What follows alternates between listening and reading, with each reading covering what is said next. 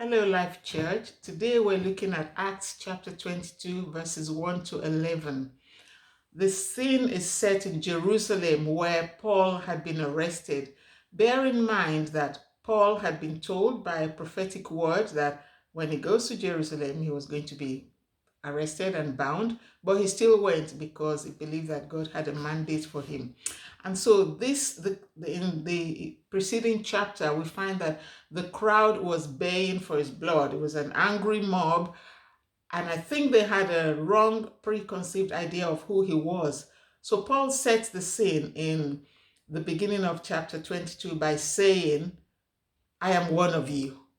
And when they heard that, he spoke to them in Aramaic. And when they recognized their own language, they quietened down and they listened to him. And he then built the background of who he was and how he came to the Lord.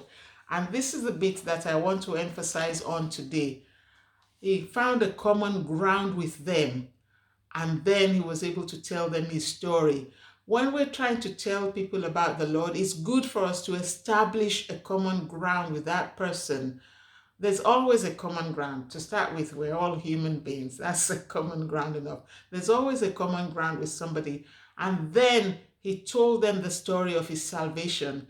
Now, somebody can argue with the Bible, they can argue about philosophy, they can argue about ideas and thoughts, but the one thing that nobody can take away from anyone is the story of your salvation.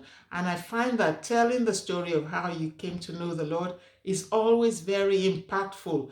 People will listen, people may ask questions, but you've established that one thing that they can't argue with, your own story. So as we try to lead people to the Lord, if we don't know how to, other means of doing it, one thing that we can do is tell them our testimony, and that always helps.